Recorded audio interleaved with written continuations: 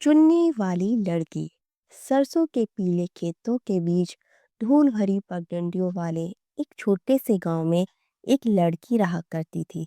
उसका नाम गौरी था, लेकिन पूरा गांव उसे प्यार से बुलाता था चुन्नी वाली लड़की। वह हमेशा लाल कलर की चुन्नी ओढ़ कर रखा करती थी, जो कि उसकी दादी ने उसे दी थी। दादी कहती थी, यह सिर्फ एक कपड़ा नहीं है, यह हिम्मत है। गौरी बाकी बच्चों जैसी नहीं थी। जब बच्चे खेलते रहते थे, वो अपनी माँ के साथ पानी भरती थी, अपने छोटे भाई का ख्याल रखती थी और फिर समय मिलने पर नीम के पेड़ के नीचे बैठकर पढ़ाई करती थी। जब तेज हवा चलती थी तो उसकी लाल चुन्नी मानो झंडे की तरह लहराती थी और पूरा गांव उसे मुस्कुराकर कहता था, देखो हमारी चुन्नी वाली लड़की जा रही है। वैसे तो गौरी का गांव बहुत ही साधारण था और संपूर्ण था, लेकिन एक साल तेज बारिश ने सब कुछ बदल दिया। खेत बर्बाद हो गए थे, फसलें डूब गई थीं और छतें नीचे से टूट रही थीं। किसानों के चेहरे पर चिंता छा गई थी। गांव में उदासी फैल गई थी। पर एक चेहरा था जिस पर अब भी उम्मीद थी।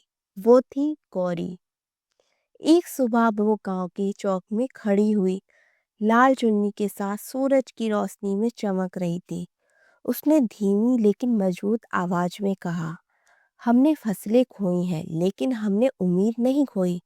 अगर हम साथ रहे तो हम फिर से खड़े हो सकते हैं। उसके शब्द साधारण थे, लेकिन उनमें ताकत थी। उसने बच्चों को इकट्ठा किया, बचे हुए अनाज को जमा किया, बुजुर्गों के घर साफ करवाए और औरतों को छोटे छोटे हस्तशिल्प का काम शुरू करने के लिए प्रेरित किया। धीरे धीरे गांव फिर से मुस्कुराने लगा। अब उसकी लाल चुन्नी फैशन की चीज नहीं रही, वो बन गई थी उम्मीद की पहचान, एकता की निशानी। साल बीत गए, गौरी बड़ी हो गई और एक अध्यापिका बन गई, लेकिन उसने अपनी लाल चुन्नी कभी नहीं उतारी।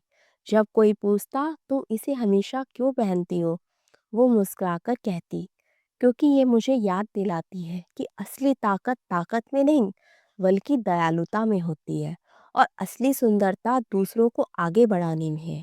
और उस दिन के बाद गांव की हर छोटी लड़की गर्व से अपनी रंगीन चुन्नी पहनने लगी, सिर्फ अपने सिर पर नहीं बल्कि अपने दिल में भी।